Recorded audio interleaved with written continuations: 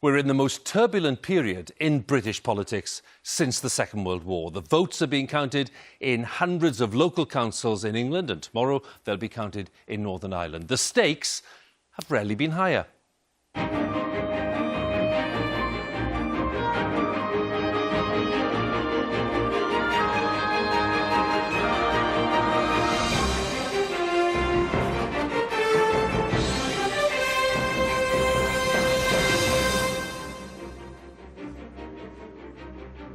Yes, a very good evening from the BBC's Election Centre, where we're standing by for the first results of these local elections. Throughout the day, millions of people have been voting in much of England and in Northern Ireland. Local issues, without any doubt, will dictate many of the results. But it is impossible, of course, to ignore the wider political landscape, the Brexit deadlock at Westminster, the prolonged uncertainty that has come with it.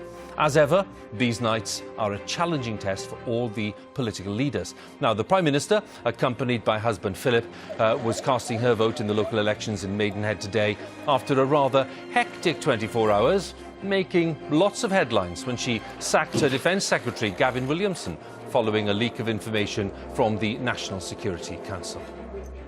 What about Jeremy Corbyn? Well, he's not been voting today because there are no elections in London, none in Scotland or Wales either. But he's been campaigning, of course, in recent weeks, knowing that Labour has to prove that it can take seats and councils from the Conservatives. The results are now starting to come in, and I'll be here at this giant touchscreen with all the analysis.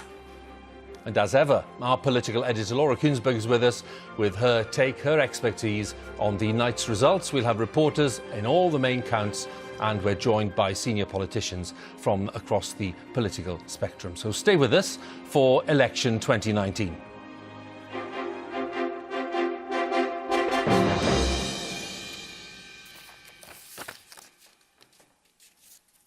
So, millions of votes have been cast. And, of course, everything's now being counted, except in Northern Ireland. And we should get a strong flow of results in before long. So what I'd like to do straight away tonight is take a look at some of the counts going on around England right now. Let's have a look, for example, at Swindon, where they've been running in with the ballot boxes. The Conservatives there defending a wafer-thin majority over Labour. We're watching to see if they can hang on, or indeed if Labour can take it, especially with the planned closure of the Honda car plant being such a big issue there. It's been a big campaign theme in Swindon.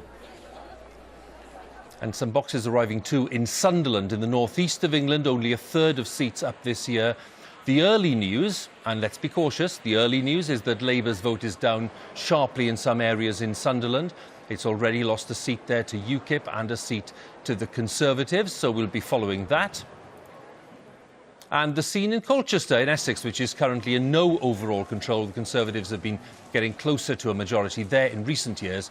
So the question, I suppose, there is, can they get over the line tonight? We shall see. just some of the counts going on right now. We won't hear anything from the 11 councils in Northern Ireland. Just to stress, they're not counting until the morning, and even then the results will take some time to come in.